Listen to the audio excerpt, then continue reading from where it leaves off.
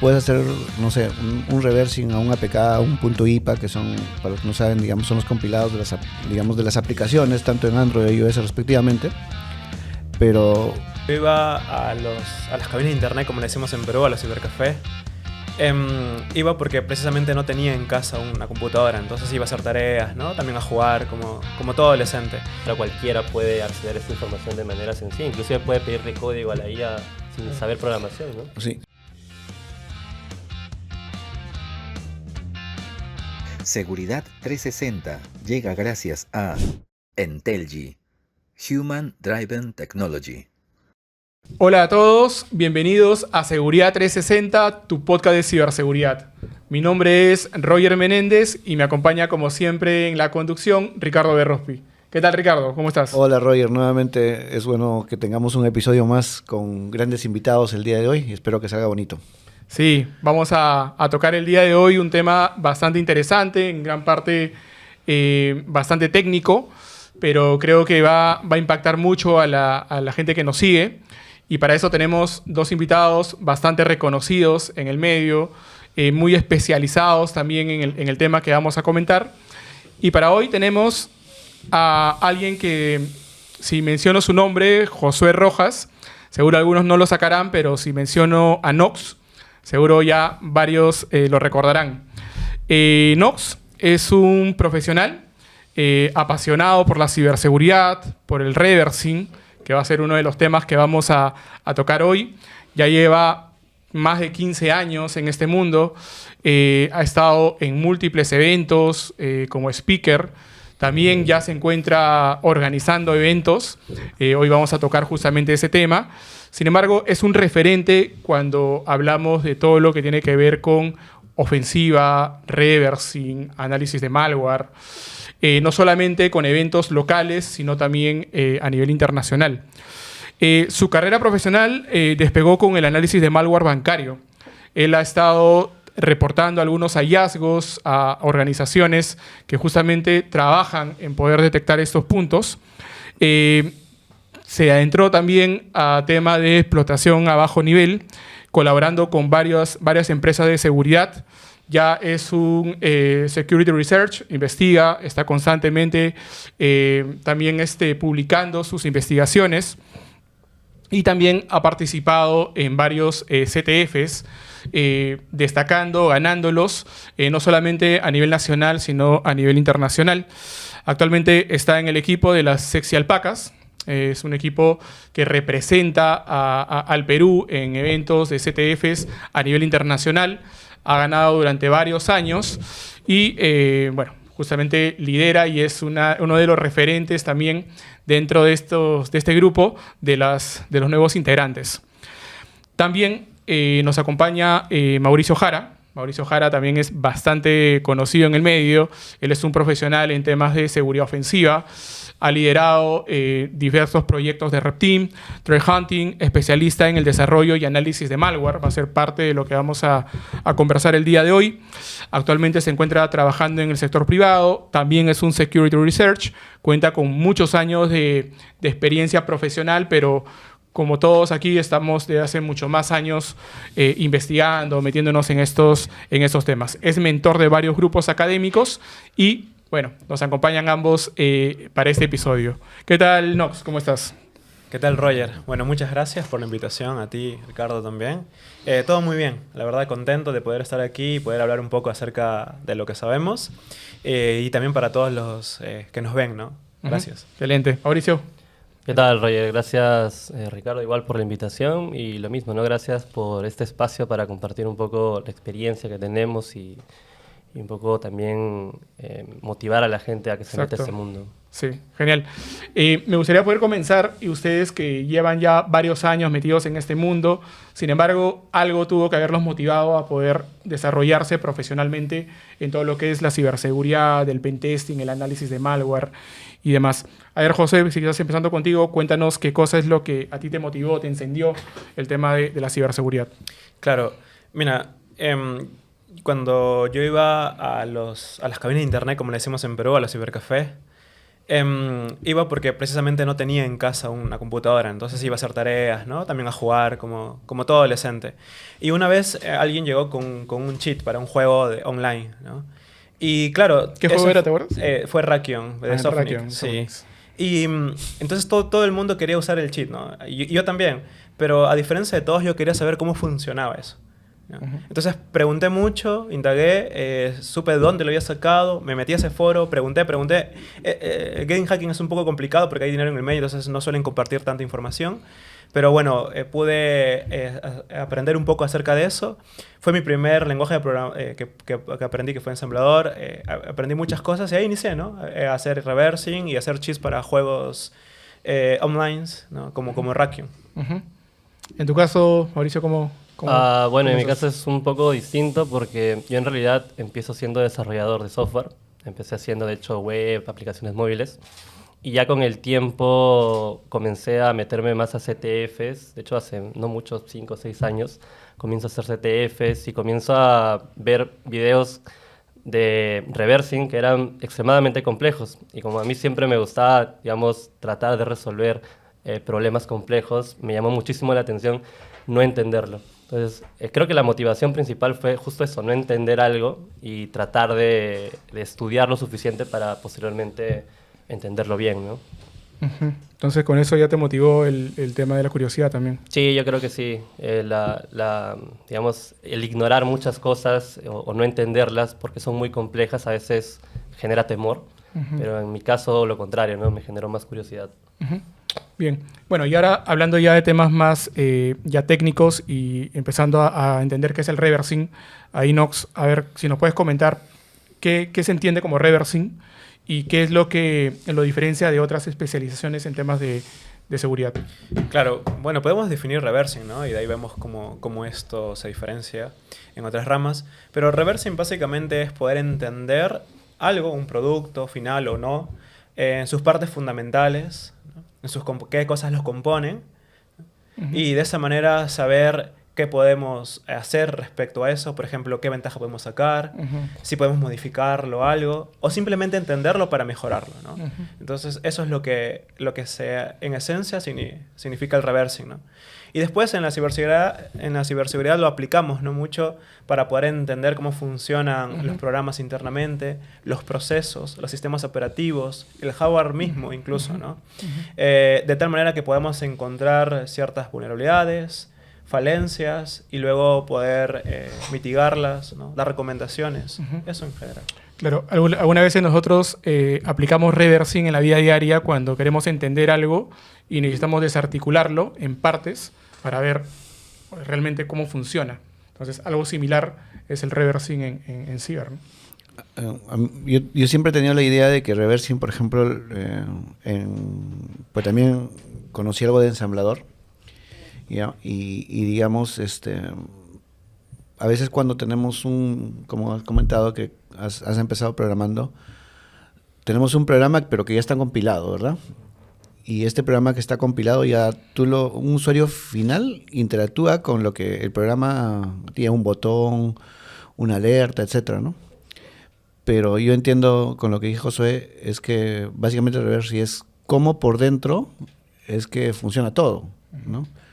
Es la ingeniería inversa para saber cómo, digamos, se ejecuta cada sentencia o cómo va, digamos, a memoria cierta variable, cierta ejecución, ¿cierto? Así, digamos, podríamos entender qué es el reversing para que, digamos, los oyentes, el público que nos sigue, pueda entender.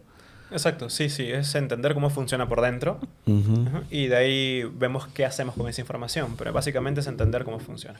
Y en base a eso, y corrígeme Mauricio, por ejemplo, han habido N casos y N situaciones de por ejemplo, incidentes donde un malware estaba destruyendo la vida de muchas organizaciones y no sabían cómo funcionaba el malware, ¿no? Entonces, así como puedes hacer, no sé, un reversing a un APK, a un punto IPA, que son, para los que no saben, digamos, son los compilados de las aplicaciones, tanto en Android y iOS respectivamente.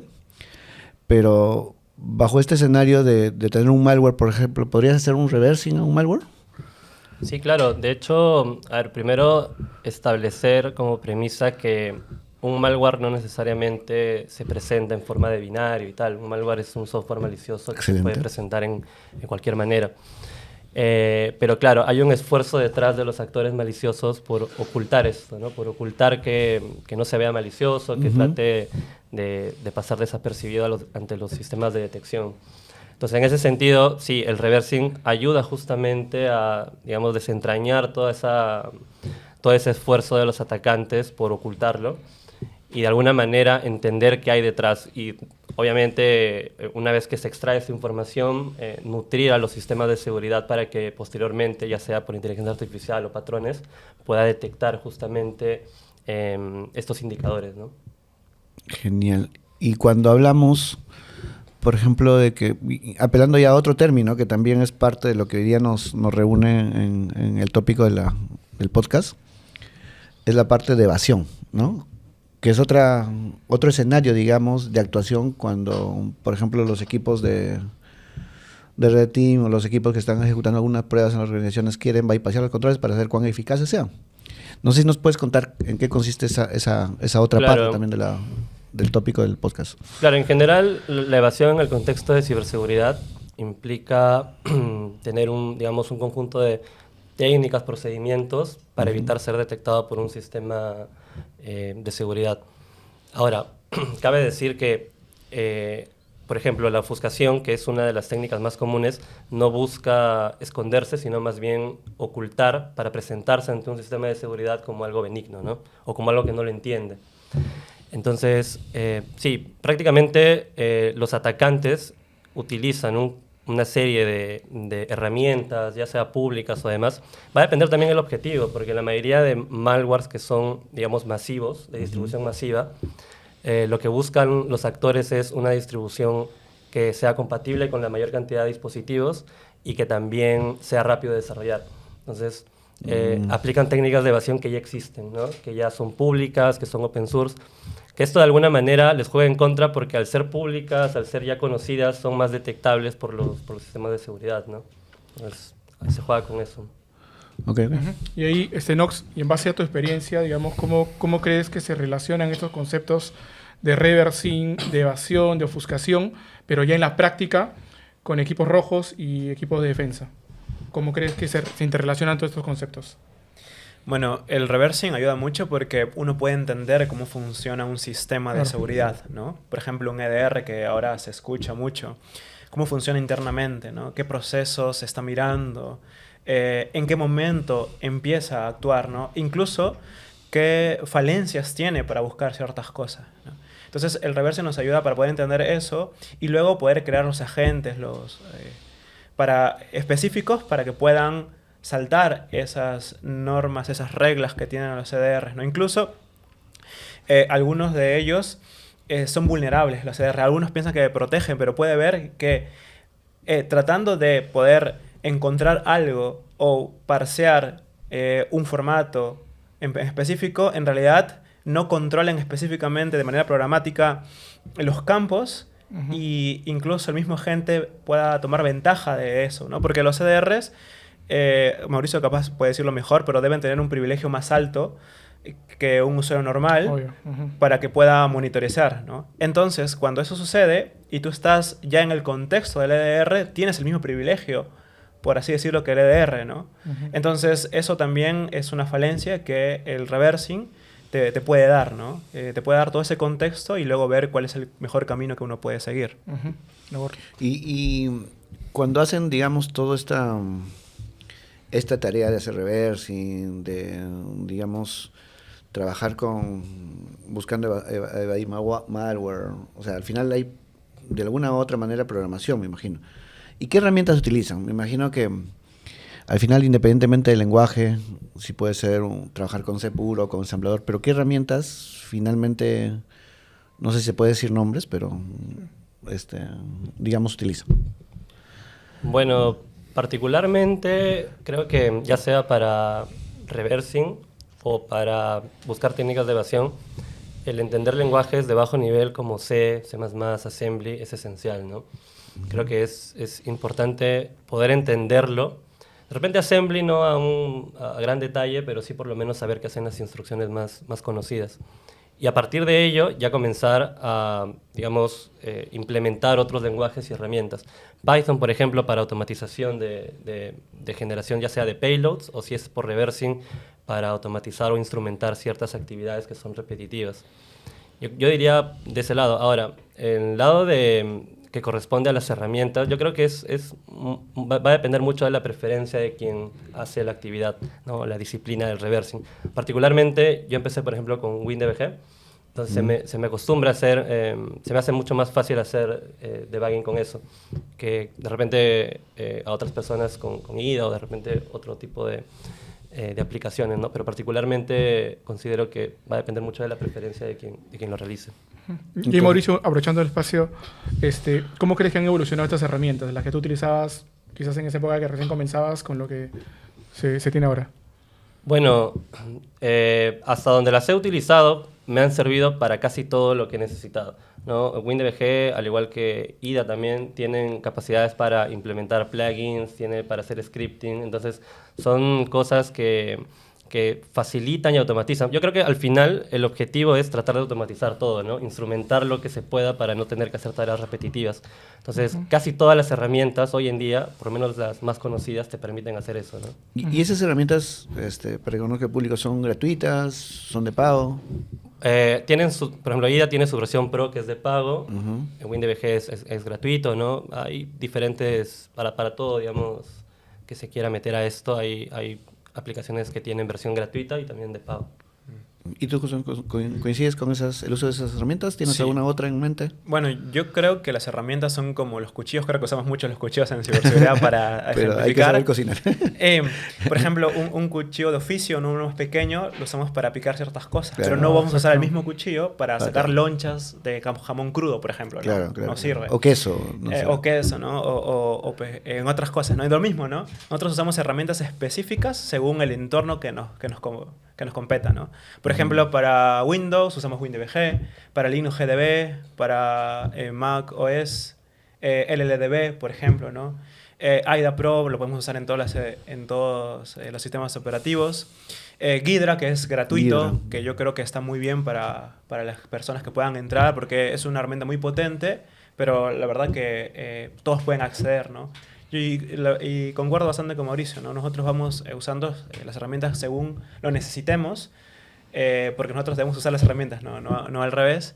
Y el hecho de que puedan tener plugins y programarles, eso ayuda un montón. Claro, eso lamentablemente están en las herramientas más de pago, porque tienen mejor soporte, ¿no? O lenguajes más amigables, ¿no? Porque Ghidra tiene Java y bueno, hay que aprender Java. Pero, por ejemplo, Python, Binary Ninja es otro que está chévere porque para los estudiantes es relativamente barato, que cuesta muy poquito el dinero, pero tiene SDK más robustos, ¿no? Igual que AIDA, ¿no? Entonces, eso, digamos que todo eso nos da mucho juego. Nos da mucho juego y podemos hacer muchas cosas. Entonces, digamos que para el público, si quisiera empezar en esto y tener los recursos o las herramientas, digamos que no va a ser una cosa imposible de obtenerlas, ¿verdad? Exactamente, sí. Sí, se puede usar muchas herramientas públicas y gratuitas que hay hoy en día. Genial. Nox, y digamos, en la práctica, si ahora te dicen para que analices un binario, ¿cuál sería el paso a paso que tú aplicarías en esa acción? Ok, bueno, entiendo ese binario como un conjunto de datos indistintamente del formato, ¿sí? O sea, cuando hablamos de formato, hablamos que cuando uno le da doble clic por ejemplo, en Windows, a un icono, eso es un binario de un tipo de formato, ¿no? Pero también hay librerías que son binarios, incluso hay binarios que no tienen cabeceras, que se suelen usar mucho para, por ejemplo, para embedded devices, ¿no? Cuando se tiene que flashear dentro de los CPU, a veces no tienen una cabecera específica, ¿no? Entonces, lo primero que se tiene que hacer para ver un binario es identificar qué formato tiene. Okay. O sea, o cuál es la arquitectura que tiene, ¿no? Por ejemplo, si es para Windows, para Linux o para Mac, hay algo que se le llama Magic Numbers, o firmas, o signature, disculpe, que al inicio tiene como una repetición de bytes. Todos los de ese tipo, del mismo formato tienen la misma repetición de bytes, ¿sí? Entonces, ahí es más sencillo. Pero hay veces que no hay. Por ejemplo, cuando tenemos que mirar para arquitecturas un poquito más complicadas, como AVR, STM, y entre otras arquitecturas distintas, ¿no? Incluso arquitecturas inventadas que uno, que seguramente vamos a leer, a hablar un poquito después, no hay. ¿Cómo hacemos ahí? Bueno, la experiencia habla un poco de eso, ¿no? Cuando uno abre un binario, va mirando los bytes. A veces, los primeros bytes, por experiencia puedo decir, que te suelen decir como el tamaño de todo el archivo. Pero después tienen que haber, de cierta manera, ese binario tiene que tener datos que se puedan ejecutar. Entonces, para que suceda eso, de cierta manera tiene que haber como un offset o un puntero hacia esa sección. Entonces uno va buscando ahí. Otra de las maneras es mirar las cadenas. Las infalibles cadenas nos ayudan un montón, Mauricio va a concordar conmigo, de que las cadenas a veces nos dan indicios o muy claros de qué cosa estamos mirando, ¿no? Entonces, básicamente hacemos eso, ¿no? Y una vez que identificamos el formato, según qué formato es, usamos las herramientas adecuadas, ¿no? Por lo general, AIDA Pro, que es el que uso yo, a mí me encanta hacer mucho análisis estático, o sea, sin ejecutar, mirar cómo funciona porque te da mucho contexto. Y una vez que se entiende ese contexto, ya luego usar análisis dinámico, ¿no? O sea, digamos, lo primero es la parte de identificar un patrón para poder entender cuál es la arquitectura, luego identificar hacia dónde se está yendo, digamos, el código donde está la ejecución, y luego de eso ya recién tú ya dices qué herramienta es la que podrías utilizar ya para poder profundizar el análisis. Exactamente. Igual podríamos ir más técnicamente, más profundamente y pasar una charla solamente de esto, pero en principio es como tú bien lo dices. Vale. Volviendo un poco a lo que estábamos viendo de malware, que me pareció bacán que José haya dicho, por ejemplo, oye, el tema de privilegios, ¿no? Que un EDR, por ejemplo, tiene más privilegios y obviamente tiene control sobre la posibilidad de que un usuario haga cierta actividad o no en el sistema operativo. Entonces ahí es donde buscas de alguna manera hacer evasión, ¿no? Y hay un montón de técnicas para hacer evasión, ¿no? Y me imagino que desde que empezamos a ver y que ustedes empezaron a trabajar en esto, que ya no llevan pocos años, ¿no? Son jóvenes, pero igual me imagino que empezaron desde muy chicos. Esto ha evolucionado. Con el tiempo ha ido cada vez cambiando las técnicas y las herramientas también se endurecen para que esto se pueda llegar a buen efecto. Entonces, si nos puedes hablar un poco de esas técnicas actuales de ofuscación que existen, de evasión que existen, para que podamos hacer, digamos, un bypassing a tecnologías tan vigentes y tan poderosas hoy día que han aparecido en los últimos años, ¿no? Claro, sí. Bueno, en realidad existen como concepto un montón de técnicas de evasión. Lo que va cambiando en los años, digamos, es la implementación de muchas de las técnicas. Si bien es cierto, salen nuevas técnicas, nuevas formas, pero digamos que en concepto, si hablamos de una inyección de procesos o si hablamos de repente polimorfismo, la figura como tal se mantiene de la misma manera, pero cambia la implementación, ¿no? Entonces, eso es lo que hace más difícil que para un sistema lo detecte. En un principio, las detecciones, digamos, se basaban, eso lo deben saber, pero se basaban casi siempre en firmas, en detecciones estáticas, y quedó obsoleto completamente. Que se sigue usando, pero, digamos, no como el motor principal de detección. Entonces, esto ya pasa más a una detección casi, digamos, basado en reglas o en conceptos no tan específicos en patrones, sino en una heurística más general, ¿no? Una inyección de procesos, por ejemplo, tiene una serie de pasos, ¿no? Que se van a cumplir casi siempre, ¿no? Una inyección de procesos al final es la capacidad de poder ejecutar de forma arbitraria código en un proceso ajeno.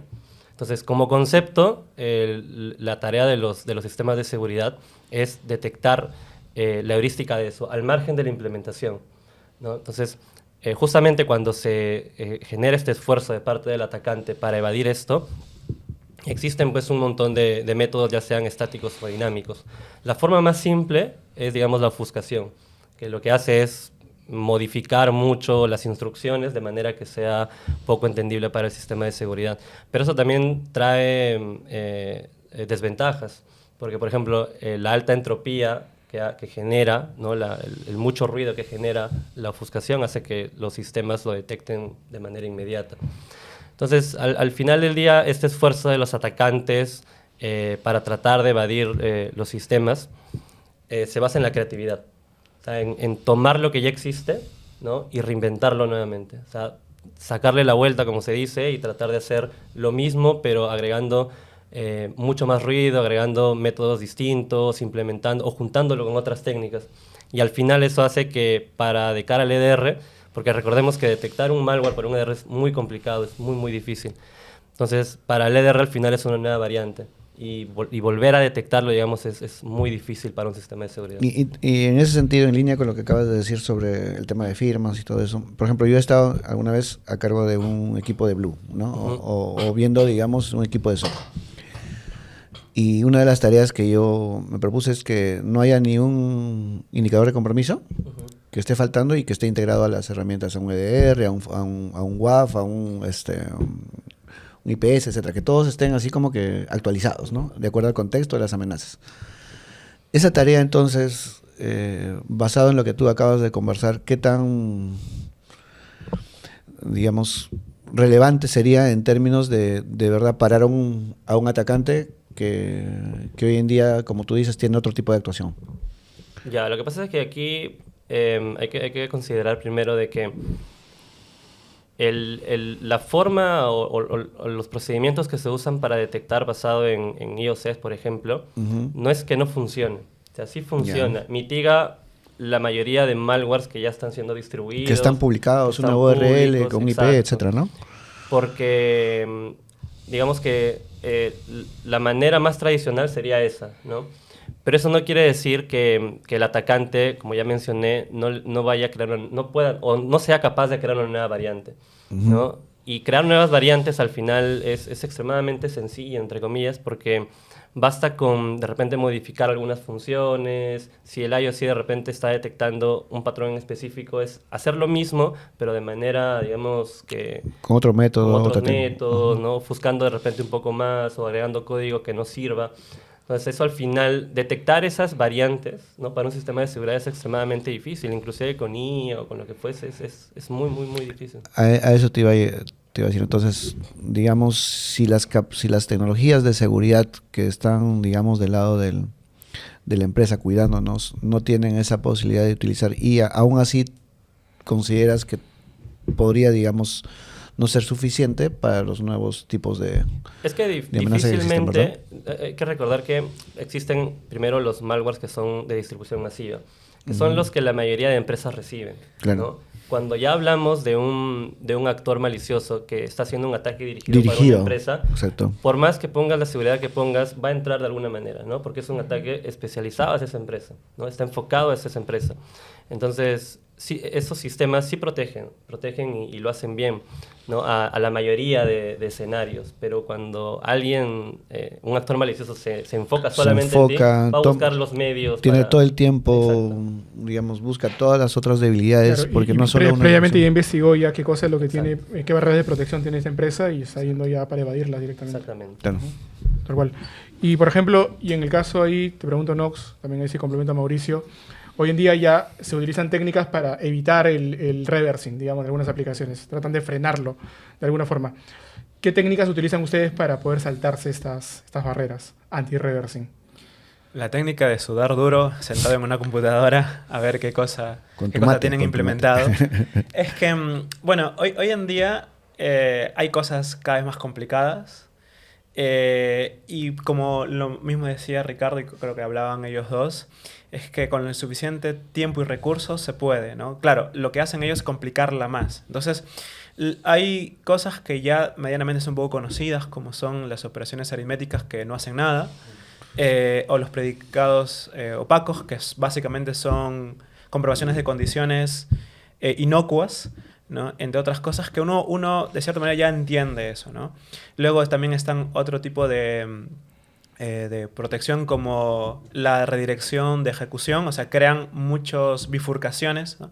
Entonces, durante esos patrones, uno tiene que analizar un poco si ha cambiado algo a lo típico y a partir de eso programar una implementación que puedan saltar o quitar ese tipo de bifurcaciones, ¿no? Generalmente hay cosas ya hechas, un poco antiguas, públicas, y lo que nosotros hacemos es sentarnos, mirar cómo está implementado y programar algo que de manera automática pueda retirar esas ofuscaciones, esas protecciones, para que podamos tener al final lo que necesitamos. Eso, básicamente. Mauricio. Sí, es un poco lo que dice Nox, ¿no?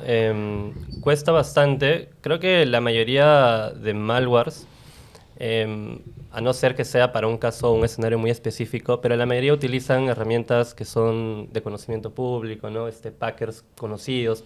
Entonces, la gran mayoría de estas técnicas, o la forma de sofuscar estas técnicas o de evadir esto que comentas, ya existe, ¿no? Es simplemente hacer algunas modificaciones, siempre vas a encontrar a alguien que ha hecho algo similar o algo parecido. O algo incluso está igual y puedes reutilizar eso, ¿no? Yo creo que el punto clave está en, de repente, en no enfocarte en solamente tratar de resolverlo tú, sino recurrir a recursos que ya existen, ¿no? Pues igual eso complica bastante porque aunque haya recursos no significa que seas medianamente sencillo, ¿no?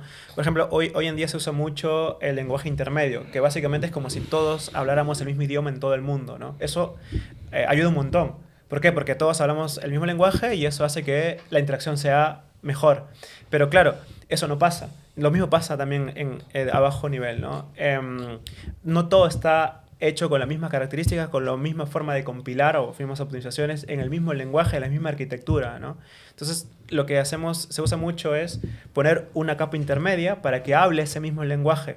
Lamentablemente, a veces se pierden cosas allí, en ese intermedio, ¿no? Entonces, cuando nosotros usamos ese tipo de tecnologías, ¿no? Tenemos que tener en cuenta que a veces se pueden perder ciertas cosas. Pero ese lenguaje intermedio, ¿qué nos ayuda mucho? Bueno, a poder automatizar ciertas cosas porque no estamos dependiendo de la arquitectura, ¿no? O de las instrucciones, o no dependemos incluso de cómo se ha compilado el programa, ¿no? el malware, sino que estamos hablando del mismo lenguaje para la innumerable, ¿no? Entorno de todo lo que pueda haber, ¿no? de malware o agentes o todo lo que fuera, ¿no? Y no es algo sencillo, toma tiempo y es un poco complejo, pero de cierta manera lo que ya hay público nos ayuda bastante, ¿no? Y ahora que toca el tema de automatizaciones, de hacer cosas complejas, sencillas, mucha de la gente que programa, que hace ciberseguridad, se apoya en IA, pues, ¿no? Inteligencia artificial, independientemente si es ChatGPT, Gemini, Grok, etcétera. Y ustedes se ayudan de la IA hoy en día para, no sé, revisar una implementación, plantear otra. ¿Se apoyan de esas, no? Sí, nos apoyo. Bueno, yo me apoyo en ¿Y llega a ese nivel ahí, entonces? Bueno, o sea, no es como más una ayuda para ciertas cosas. Por ejemplo, hay tecnologías. Antes, ¿cómo hacíamos? Para entender una tecnología, tenía que leer la documentación sí o sí. Hoy en día también. Pero de cierta manera, el IA te da ya una ayuda. Porque le dices, mira, yo quiero entender cómo se implementa esto. Hazme un flujo y un ejemplo en este lenguaje, ¿no? Entonces te dicen, bueno, tienes que hacer primero iniciar esto, luego generar una sesión, luego un track, y te da todos los pasos. Algo que tú tenías que ir a la documentación, leerla, buscar ejemplos, a ver si podías entenderlos o no. Entonces la IA de cierta manera te resume un poco, ¿no? Eso. Y lo otro es que hoy en día está habiendo inteligencias artificiales que usan fine tuning, que básicamente lo que están haciendo es poder enfocarse más a lo que son los decompilados de código, ¿no? ¿Qué es eso? Que el lenguaje ensamblador hace una aproximación a un lenguaje de un poquito de alto nivel como C, y eso permite a que la lectura sea más fácil. Pero claro, uno ve un lenguaje... Cuando uno programa pone variables, nombres variables, funciones, ¿verdad? Y un montón de cosas. Incluso las estructuras están todas muy lindas porque uno le pone los nombres más correctos y que den más información posible. Pero eso se pierde, ¿no? En el compilado se pierde. Claro. Entonces, lo que hace la inteligencia artificial nos ayuda también a que pueda entender un poco el código y nos dice, mira, esto puede ser esto. Es un traductor. Claro, esto puede ser esto. No es totalmente, digamos, no va a tan profundidad y se equivoca algunas veces. Y en cosas muy grandes no te va a ayudar mucho, pero entre tú y él pueden hacer algo bien, digamos, se puede funcionar. Mauricio, ¿tú qué nos puedes contar? Bueno, sí, la inteligencia artificial igual es una ayuda, como decía Nox. Yo particularmente igual lo utilizo para temas muy, muy puntuales, no lo utilizo para proyectos grandes. De hecho, ahora estoy desarrollando más y digamos, no ayuda para resolver problemas muy grandes o muy complejos. Sí lo utilizo para, de repente, obtener información de la documentación que no está muy clara o hacer un ejemplo basado en la documentación. Pero al margen de ello, también quisiera, digamos, recalcar que, si bien es cierto, esto ayuda del lado de quien está en la parte investigación y de ofensiva ética, impulsa también la facilidad o se reconoce de sobremanera la facilidad con la que un atacante también podría hacer ese tipo de claro, cosas, ¿no? viendo la otra cara de la moneda, sí, sí. Claro, porque ya no queda solamente en quien investiga sobre estos casos, sino un atacante fácilmente podría entender algo que hace muchos años era de digamos, un público selecto, de especialistas del tema. Ahora cualquiera puede acceder a esta información de manera sencilla, inclusive puede pedirle código a la IA sin saber programación, ¿no? Sí, yo, por ejemplo, de lo que también pensaba era que cuando a veces alguien se mete... Me tocó el caso, ¿ya? Alguna vez en una empresa que cuando... Yo no trabajaba en ciber, pero trabajaba en un escenario de dar soporte en redes y eso, ¿no? Y resulta que como yo era el único que estaba trabajando en redes... finalmente llegó una comunicación diciendo que desde la empresa habíamos hecho caer un servidor en tal sitio y la empresa mandó una carta y todo eso, ¿no? Y todos voltearon y me miraron y dijeron que yo había sido la persona que había hecho. Entonces, pero como teníamos ciertos logs, no había todavía el concepto de CMs ni nada de eso, empecé a revisar los logs y empecé a revisar si por ahí había algo que me podía dar la base de dónde había salido, y resulta que había un chico que estaba haciendo prácticas y que estaba utilizando herramientas de escaneo, y parece que en el otro lado, pues, haciendo una buena cantidad de peticiones, el servidor, ¡pum!, se caía, ¿ya? O sea, no tenía, era un DDoS finalmente. Finalmente yo dije, oye, no fui, mira, acá está la evidencia, ¿no? Y le preguntaron al pata, el pata dijo que sí, que él había hecho eso. Es un error de principiante. Y basado en lo que tú comentas ahorita, por ejemplo, sobre que la IA también finalmente podría servir para agilizar algunas cosas, y a veces los chicos, al empezar, utilizan la IA para empezar con todo este margen de aprender nuevas cosas. Pero ¿cuáles crees que son a ambos, en realidad, la pregunta, los errores comunes que las personas que empiezan en esto de reverse y empiezan en esto también del mundo de evasión de malware cometen? ¿Qué nos pueden comentar sobre eso?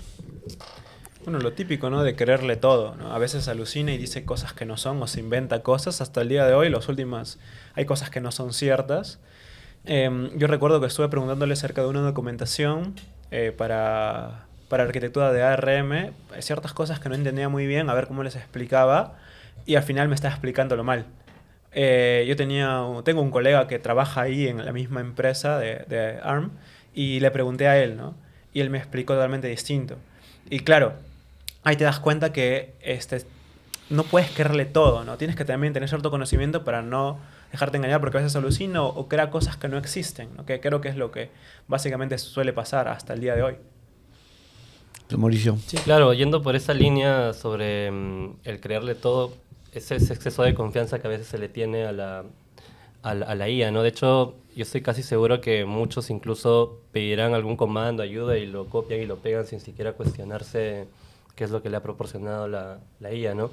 Y el implementarlo de repente a sistemas automatizados, confiando completamente en el resultado de la IA, creo que es un error grave, ¿no? Por ejemplo, IDE Cursor, creo que se llama, ¿no? Que prácticamente te hace un software desde cero, simplemente poniéndole el prompt. Creo que es una de las peores maneras de empezar, sin entender las bases de lo que estás haciendo, ¿no? A eso quería llegar, y lo acabas de decir, ¿no? O sea, para meterse en algo hay que conocer las bases, ¿no? No basarse en un resumen, no basarse, digamos, en un prototipo que ya está funcionando si no sabes cómo por dentro está funcionando todo. Y es un poco de desinformación, ¿no? Porque Exacto. ahora, por ejemplo, fomentan el hecho de crear aplicaciones, startups, y te dicen que el desarrollo de la aplicación lo hagas con IA, que no te va a tomar mucho tiempo, va a ser fácil. Ya, lanzas esa aplicación probablemente, pero estás comprometiendo datos que podrías estar tú almacenando de los clientes, ¿no? Datos personales y todo eso. Y eso también es una negligencia, ¿no? O sea, Sí. decir que es tan fácil hacer esto sin tener las bases. Eventualmente yo sí creo que va a ser una realidad el hacer proyectos con ella, por lo menos proyectos simples, proyectos fáciles de manejar, pero ahora mismo no creo que está en la capacidad para hacerlo posible, ¿no? Sí. Necesita una asistencia, ¿no? Como hemos visto, Claro. una asistencia programática, ¿no? O sea, tener la IA, pero aparte también tener ciertas cosas programadas que puedan saber identificar si lo que está haciendo está bien o no, ¿no? Por ejemplo, ahora cuando estuve en DEF CON, hay un track que solamente es de IA. En este último Defcon. En este último Defcon. Estuviste ahí, bacán. Sí, y lo hace DARPA. No sé si escucharon hace muchos años, bueno, DARPA es bastante conocido, pero hace muchos años se creaba un programa autónomo que sabía hackear por sí solo. Y el ganador creo que se llevó $1,5 millones más o menos. Pero era un programa autónomo. Ahora es lo mismo, pero con inteligencia artificial. El ganador se llevó $4 millones. Pero claro, no es inteligencia artificial toda. O sea, y al final usan LLMs, ¿no? Sino que usan, por ejemplo, técnicas que se conocen, programando, y a eso, a su desarrollo de software, le ponen LLM. Entonces, ciertas partes lo hace el LLM, ¿no? No es todo el LLM. Entonces, Para que sepan todos qué es un LLM. sí, es un modelo de lenguaje natural, ¿verdad? Que Mauricio seguro lo puede explicar mejor. Un LLM al final es un Large Language Model que básicamente es un un sistema autocompletado extremadamente complejo, donde se le ha entrenado muchísimos datos existentes en Internet, ¿no? Entonces puede prácticamente resolver cualquier... ChatGPT, por ejemplo, es un ejemplo Pero actúa, claro. depende de las instrucciones que tú le das, ¿no? O sea, hay un requerimiento previo de... Sí. Claro. Y a mí me llamó mucho la atención eso porque, claro, ellos lo habían entrenado, o sea, específicamente para hacer lo que necesitaban, ¿no? O sea, encontraba vulnerabilidades en código. Claro, no es precisamente reversing del todo, pero ya está encontrando vulnerabilidades, explota las vulnerabilidades y hace fusing también, ¿no? O sea, incluso. Pero no es que un LLM haga todo eso, sino es que programan algo y el LLM ayuda al proceso, ¿no? Y eso de que, digamos, que se llega a hacer cosas que tal vez un ser humano solo programando no pudiera. Entonces ahora es un complemento. Tal vez no es un todo, pero sí es un complemento, ¿no? Yo quería consultarles, en su momento han habido malwares muy conocidos, WannaCry, tipo Stuxnet, por ejemplo, en su momento. La primera pregunta es, ¿han tenido oportunidad de analizarlos, estos de acá?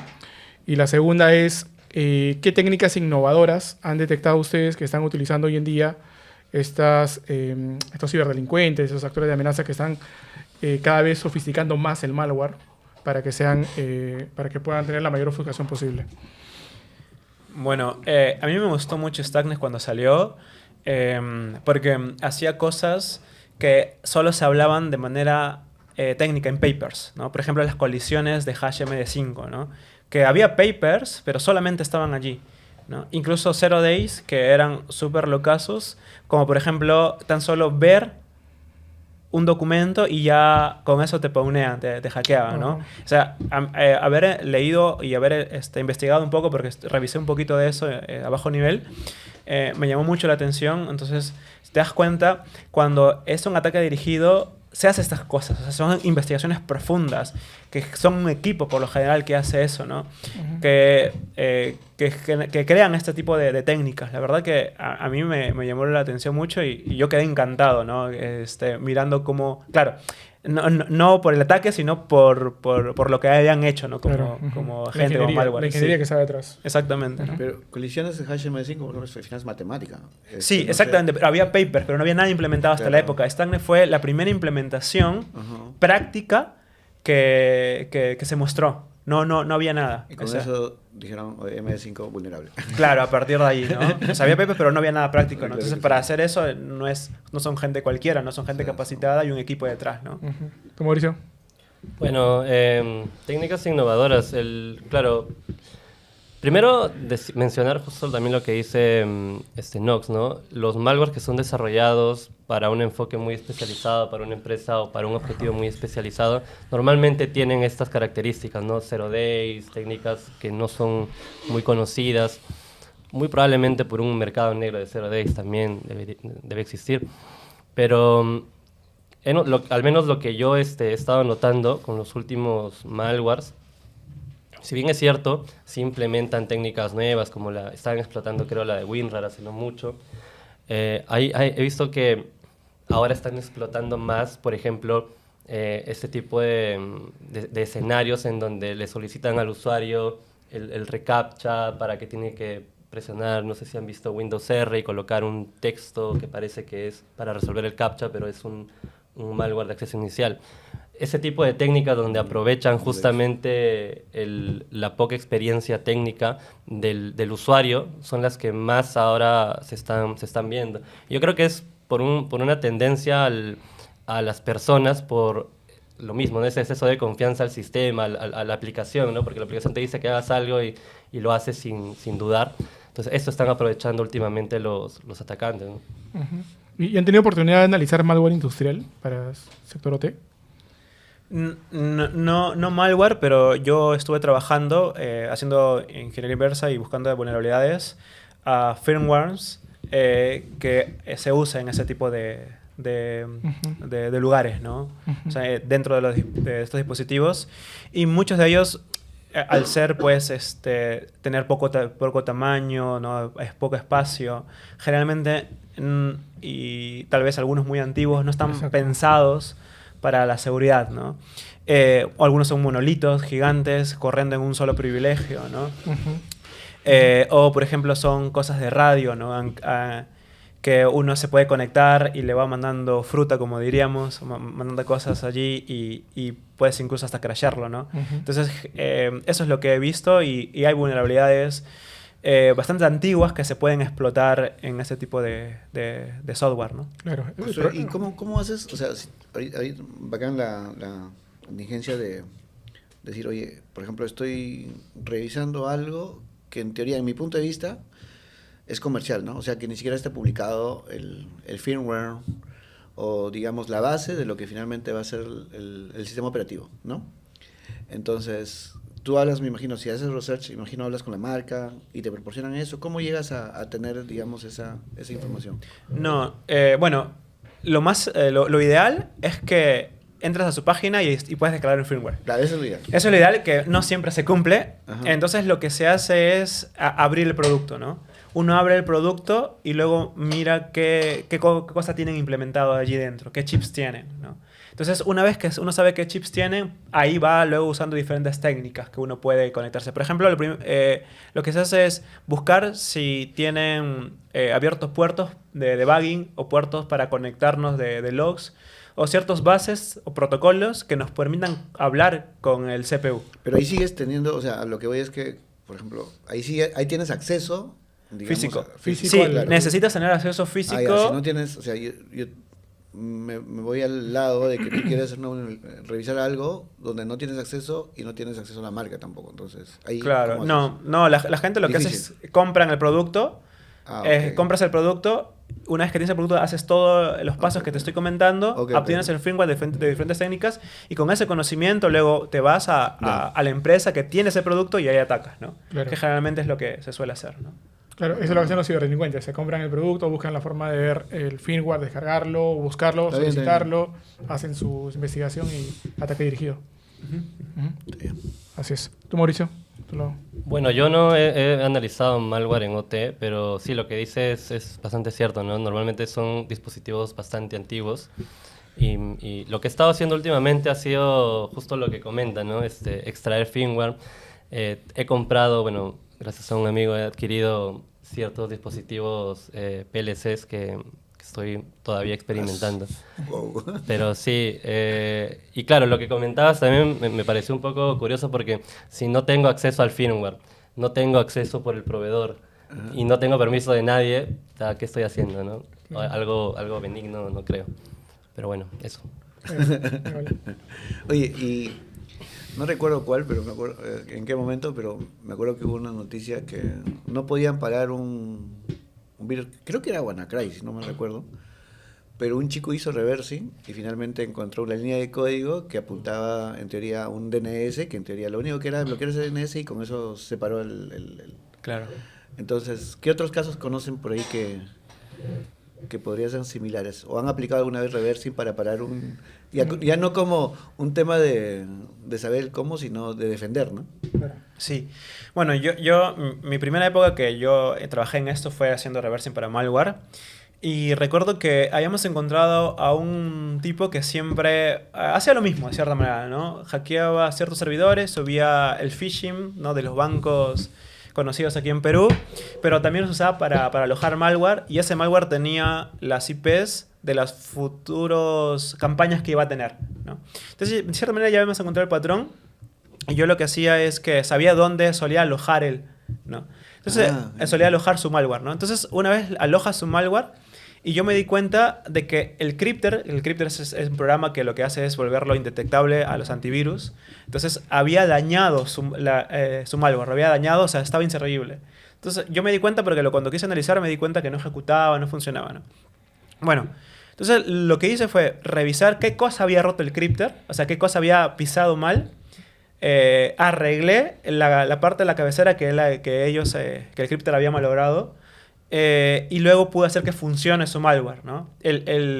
Esta persona se dio cuenta después de 2-3 horas, pero hasta que se dio cuenta ya teníamos todos los futuros campañas, todos los IPs de todos los servidores que tenía hackeado, todos reportados, ¿no? Entonces yo creo que también tener un conocimiento de cómo funcionan las cosas, como es el reversing, nos ayuda justo a eso, ¿no? Yo creo que es un caso bastante lindo, digamos, que sucedió, que tal vez no era tan complejo, pero el hecho del impacto que tenía, ¿no? La verdad que hasta el día de hoy me acuerdo, ¿no? Y recuerdo que acá tuvimos la visita de una colega que habló de Bitcoin, Chain, Lenin, ¿no? Claro. La pregunta es, él generó como que el primer sandbox regulatorio acá en Perú, ¿no? Fue como que el impulsor en todo caso de ese sandbox, ¿no? El único todavía. Y en conceptos de lo que he visto, por ejemplo, en otras latitudes de Europa, cuando hacen research, trabajan con un concepto similar de sandbox, ¿no? No sé si ustedes han escuchado algo al respecto y si tuvieran que hacer pruebas, ¿cómo es que finalmente pruebas un malware, por ejemplo, ¿no? O sea, tienes varias máquinas virtuales, haces segmentación, ¿cómo es que finalmente trabajan? Bueno, sí, lo clásico, ¿no? Obviamente sería contraproducente probar un malware en tu propio equipo, ¿no? Pero claro, lo ideal es tener máquinas virtuales donde puedas... De hecho, ya hay distribuciones, por ejemplo, la de Flareon, hay una máquina virtual, FlareVM, creo que se llama, que te lo instalas y tiene todas las herramientas posibles para hacer reversing a malware. Y obviamente lo ideal también es tener diferentes tipos de Windows, ¿no? Porque hoy en día... ya hay malware que puede detectar de manera sencilla que estás dentro de un sandbox o dentro de una máquina virtual. Hay, digamos, un montón de técnicas y el comportamiento cambia.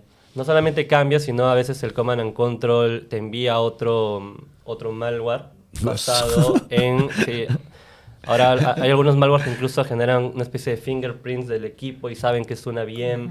Entonces, es bien complicado, pero sí, manejar diferentes equipos, tratar de hacerlo más parecido a jardinizarlo, ¿no? Para tratar de hacerlo más parecido a un escenario real. Esas son las técnicas avanzadas. Claro. Bueno, eso lo que dice del malware son malware por stage, ¿no? Manda el primer stage, que solo tienen poquitas cosas, sacar datos, fingerprinting de los datos y según dónde está parado, hizo análisis, ¿no? Seguramente tiene un threshold ahí diciendo, ok, esto sí es una máquina real, es una máquina virtual, y después de eso... da el segundo agente donde está el verdadero payload, ¿no? Sí. Antes de pasar al último bloque, me quedó una duda y que puedan contar alguna experiencia que hayan tenido del uso de habilidades de reversing para un caso forense. Yo no he hecho forense. Ah, no, sí, ya me acordé. Hice un forense. Creo que no puedo contar a quién, ni siquiera en el impacto, pero el impacto fue muy grande, fue muy grande. Estaban usando un software para ocultar información. Y fue bastante simple en realidad, solo requerías un poco de conocimiento, porque cuando yo lo miré, me pasaron ese software, lo miré y me di cuenta, esto es Java, o sea, pero claro, era un .exe, ¿no? Yo te hablo hace muchos años atrás. O sea, estaba corriendo el software ya. Claro, era como empaquetado, ¿me entiendes? Okay. Estaba empaquetado un Java dentro, ¿no? Y entonces agarré, dije, pero esto es Java, decía yo, ¿no? Entonces agarré, efectivamente era Java, por el entorno, que es muy típico, ¿no? Cuando mira cómo son los formularios, los botones, entonces se da cuenta que es Java a la vista. Lo desempaqué, lo decompilé y entregué el código, ¿no? Era muy simple, pero lo que estaban haciendo con eso era algo muy crítico. Y creo que eso, aunque también no era tan complejo técnicamente, tuvo un gran impacto, ¿no? a la solución que se pudo luego obtener después de eso, ¿no? Creo que Eso no he hecho más como forense, he hecho más de malware y más de buscar vulnerabilidades, pero forense creo que es el único caso que puedo hacer. ¿Tú, Mauricio? Bueno, yo particularmente no he estado haciendo forense que yo recuerde con casos como ha mencionado Nox. No he hecho forense. Sí, de todas maneras yo tengo un caso que no ha sido forense, pero que me llamó mucho la atención. Era un caso en una de las famosas tiendas por departamento que todos conocen. Yo era muy joven, tendría 19 años, ¿no? Ya hace más de 10 años. Sí, hace más de 10 años. Lo que pasaba es que cuando pasaban los productos, ¿no? Ellos le llaman timbrar, ¿no? Pasaban los productos, ¿no? Se colgaban las máquinas. Sus máquinas eran muy pequeñitas, ¿no? Entonces me llamaron a la empresa donde trabajaba, como yo hacía ingeniería inversa, fui ahí y efectivamente me di cuenta qué cosa estaba fallando, porque ellos lo que hacían es tenían el software tercerizado por todos lados. Tenían el main, el ejecutable principal, luego tenían las librerías como plugins, pero tercerizados. Una empresa hacía una cosa, otra empresa hacía otra cosa, y así tenían todo como un Frankenstein. Y me di cuenta, entre ellos se peloteaban quién tenía la culpa, ¿no? Y lo que hice fue encontrar quién era el culpable de todos ellos y darle un workaround, porque ellos no sabían cómo resolverlo en ese momento y se les colgaba todo el tiempo, ¿no? Y no podían atender de esa manera, ¿no? Creo que eso, lo que acabo de decirle y lo que te acabo de decir hace un rato es lo más o menos parecido a lo que he hecho de forense, por así decirlo. A mí me ha tocado un par de veces atender casos de forense, pero no pues llegando a una notación hexadecimal en reverso, Claro. ¿no? Sino el lenguaje programa, o sea, al final una descompilación de código. Pero mucho de lo que dice José pasa, o sea, cuando, por ejemplo, van a sacar un software que finalmente se disputa en la autoría, alguien modificó algo que el otro, en teoría, había creado, ¿no? Entonces me pasó una disputa de dos empresas, atribuyéndose quién había creado el software, y la otra también en un caso similar al que comentó, o sea, habían hecho una modificación y la data no iba a consumir un API, sino iba a modificar un dato de base de datos, y por lo tanto el comportamiento era otro. Al final había un impacto financiero bastante alto. Entonces, eso hace mucho.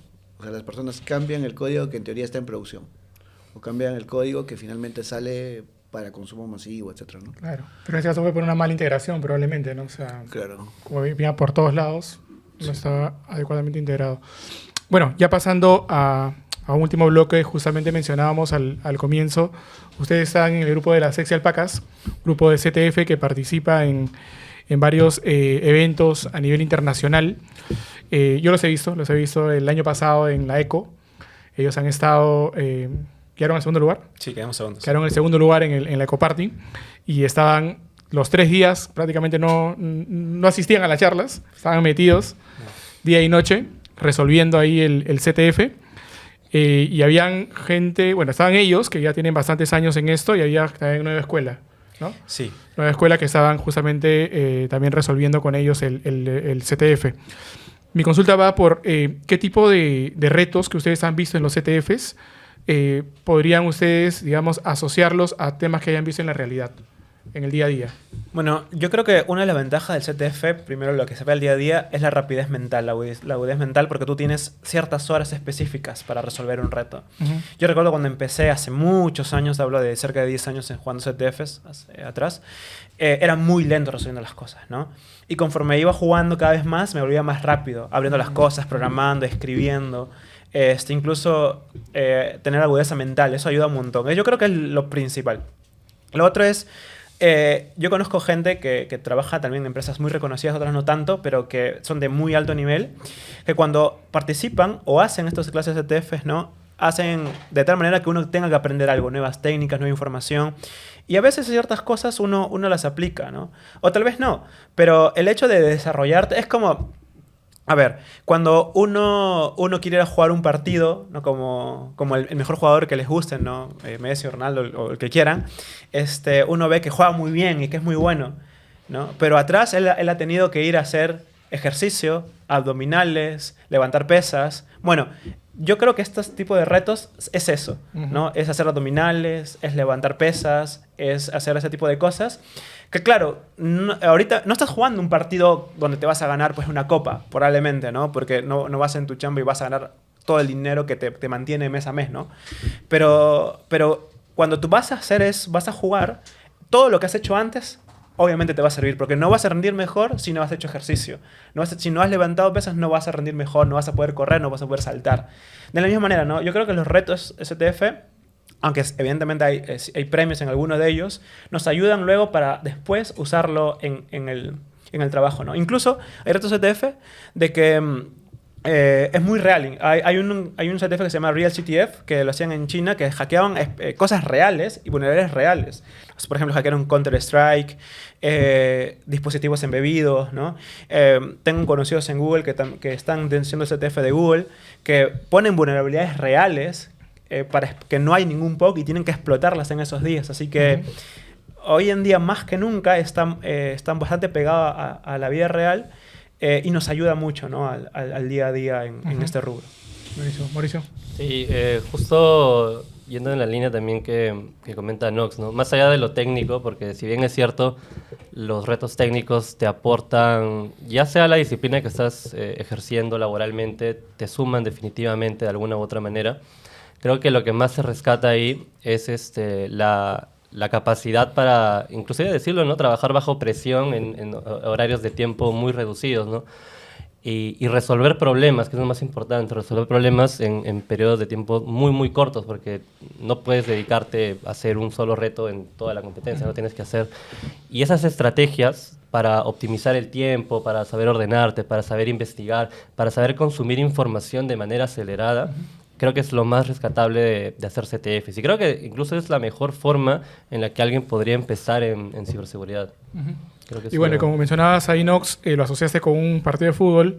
En un equipo tiene que haber un arquero, tiene que haber un defensa, un centro, un delantero.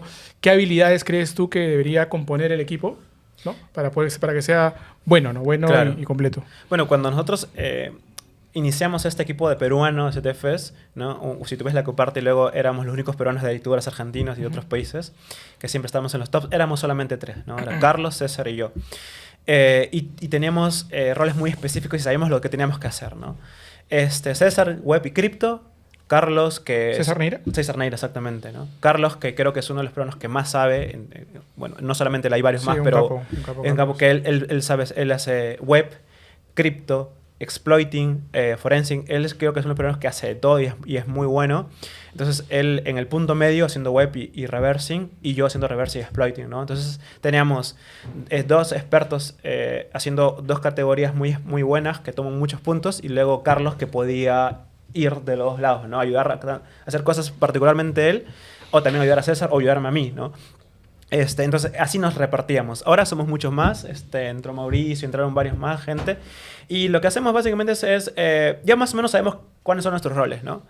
Por ejemplo, yo voy a reversing y cripto, algunos hacen forensing. Nosotros nos sentamos y prácticamente ya sabemos qué vamos a hacer, a qué categoría vamos. Lo único que hacemos es, yo miro este reto como para no hacer colisiones. Y yo miro este reto y tal vez por ahí nos apoyamos, pero hoy en día nos sentamos y cada uno sabe qué cosa va a hacer en el esto. Pero es como que tenemos especializaciones, ¿no? Y ahora todo eso, digamos que lo traduce fuera del país. Y en Perú también hay algunos ETFs que, digamos, son representativos que ustedes han participado, ¿o no? Bueno, no sé, creo que había un CTF en lo que ustedes jugaron, con Charles, ¿no? Sí, no. En Perú, o sea, no participamos en los que salgan en realidad, ¿no?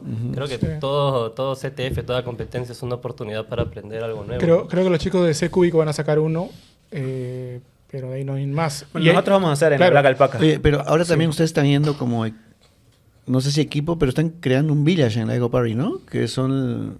Sí. No sé si comentas, creo que es Malware Space, ¿puede ser? Sí, claro. Ahora mismo estamos yendo como villa en la ECO este año, haciendo Malware Space. Vamos a tener charlas, CTF también, con bastantes premios. ¿Están creando el CTF ustedes? Estamos creándolo desde cero todo, CTFs. Van a haber otras actividades también. Vamos a repartir y sortear un montón de cosas. Esa village es hecha por ustedes, peruanos, o sea... Sí, es completamente... Somos 3 peruanos que estamos yendo...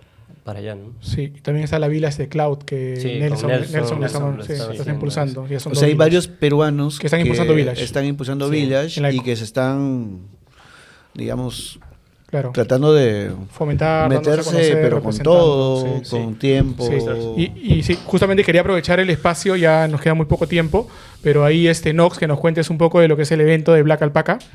Ahí. Bueno, la Black Alpaca es una conferencia que estamos haciendo con los chicos. La verdad que va a ser el 22 de noviembre. Y vamos a hacer un CTF que estamos haciendo con las alpacas. Algunos de ellos estamos colaborando para poder el CTF, va a ser muy divertido. Va a haber premios, así que anótense. Y lo que queremos es impulsar eso, ¿no? Impulsar el tema de las conferencias y que podamos llegar a las personas, porque yo he asistido siempre a conferencias desde el 2010, 2012, no me equivoco bien, ¿no? Y queremos que ese espíritu no se pierda, ¿no?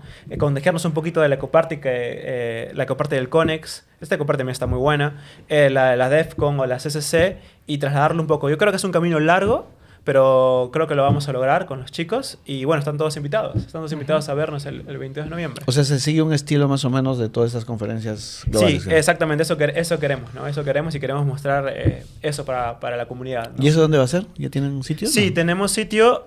No lo han anunciado, creo que ahora, y no sé, mejor no spoileo, pero ya está cerrado. Ya tenemos un sitio, y ahora en los próximos días Salen noticias. Salen noticias. Va a haber charlas, va a haber sponsor, va a haber CTF. Sí, y también los chicos de las Vilas también van a... Los chicos de las Vilas. El Cloud y de Malware también van a estar allí. Va a haber talleres Sí, también también va a haber técnicos. Ahí Sí, seguro sí. ya les colocamos en la descripción el enlace del evento para que lo bacán. puedan ver. Y sería bueno que todos asistan, ¿no? Ujú. Dale. Nada, Nox, Mauricio, muchas gracias por acompañarnos en este episodio. Sé que ha quedado corto el tiempo. Da para Había otra, hablar- da para otra, da para otra. Da para hablar muchas cosas más, sobre todo experiencias y temas técnicos. No sé si quieran despedirse de la audiencia.